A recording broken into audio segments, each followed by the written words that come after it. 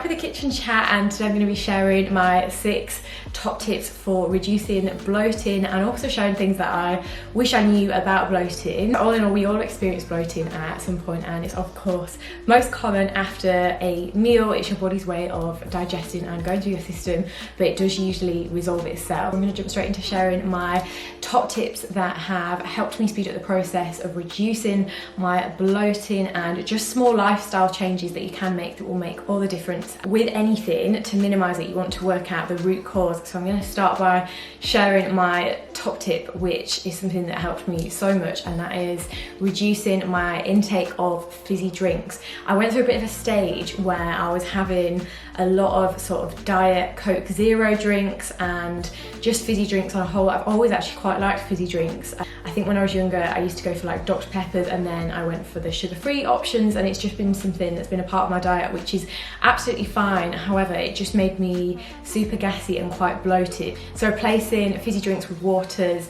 things like peppermint tea, has been super beneficial. So carbonated drinks contain gas that can gradually build up in your stomach. I think it's something we all notice, even when you have like a fizzy drink, it makes you a bit gassy, as in you can sometimes burp. You don't need to ever eliminate something completely, but I've found I don't have half as many diet drinks as I used to, or carbonated drinks on a whole, just because it would make me gassy and uncomfortable and super bloated in my stomach. So this has been really helpful. And just swapping when I would usually have like a diet drink for a water, a lemon water, or like teas and stuff. Just, it doesn't need to be boring. If you're not someone who likes water, just find a tea. Like, there's so many different types of tea as well. With drinking more water, it eliminates those issues of excess gas in your stomach, and also helps with your overall digestion. I'm not the first person to tell you to drink more water. Water and other liquids help your body break down food and absorb the nutrients, so super vital. So number 2 is figuring out what your most common food triggers are. It won't be the same for us all, because we all have different digestive issues and we are all different, you know, so there's no point comparing.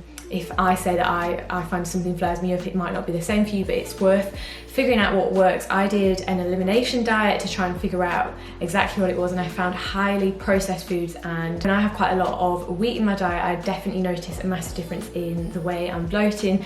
You don't need to completely cut things out, but it's worth trying, and then obviously minimizing how much that is in your diet, seeing what difference that makes, and going from there really. And the 3rd tip that helps me the most with bloating is getting out for a walk.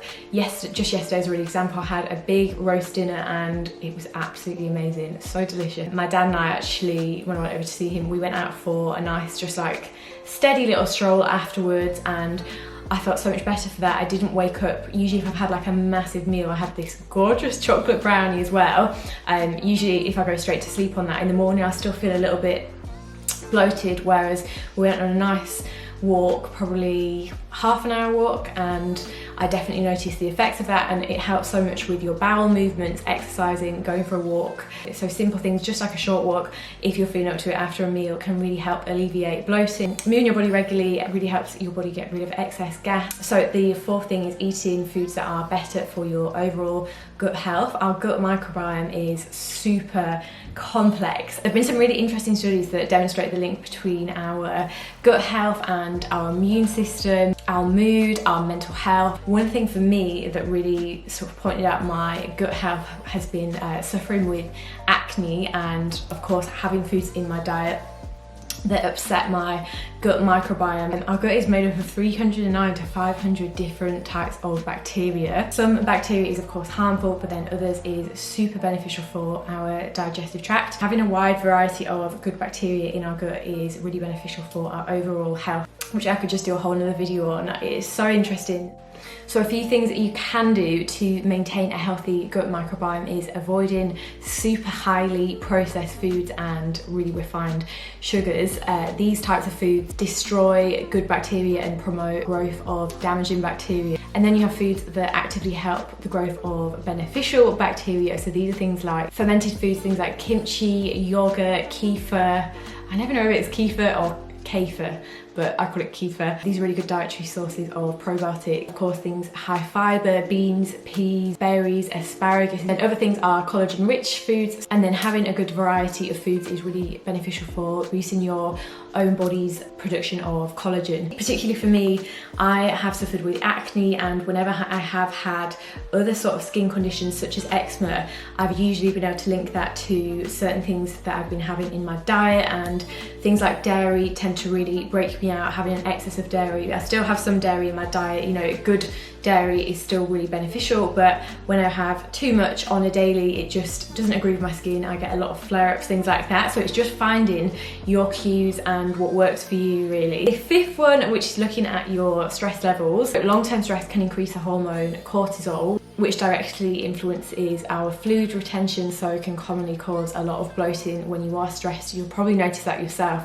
I notice it so very much. So stress and cortisol increase a hormone that manages our water balance in the body, and stress itself puts a massive pressure and strain on our stomach and abdomen, which leads to upsetting our hormone and neurotransmitter balance. That can then create an environment where foods that would usually be digested just fine could then end up being poorly digested, which leads to the creation of gas and, of course, bloating. Important to get to the roots of your stress. Try and minimize it as much as you can. I know life gets crazy hectic sometimes. We all go through periods where, say, work gets a bit much, family life or social life. We'll deal with stress differently and at different points in our life, and one person's stress could be someone else's haven kind of thing. So there's no point comparing to other people, but it is good to get to the root of that stress. Try and like distinguish and put that fire out so you can live in a better state. Stress and sleep obviously go really closely together. You need to make sure you're getting at least 7 to 8 hours of sleep a night. That's going to help you a lot with just your overall health and everything, to be honest. Sleep is the absolute key. Then the last point is to make sure you're ruling out medical conditions. If you're experiencing bloating with severe cramp and say abnormal bowel movements, it's always a good idea to make sure you get that ruled out. Book in with your doctors, get some blood tests taken, rule out things like IBS, irritable bowel syndrome, lactose intolerance, celiac disease, endometriosis, or possibly ovarian cysts. Things like that is really important to definitely seek medical advice if you are experiencing more severe symptoms that go alongside bloating. As women, we experience a lot more hormonal changes, which is completely normal. I get very bloated the week before my period, and I really notice a lot more water retention. This is definitely normal. I've shared a post on my Instagram about this as well. I definitely get PMS, but it's just all about finding ways that you can cope with it. Some bloating is completely normal and we all get it. I think it's really important to remember that. That wraps this video up. I really hope you enjoyed this one. Let me know what your thoughts are, and if this has helped you in any way, let me know in the comments down below. And if there's anything else you want me to do a sit down video on, let me know, and I will see you guys in the next video.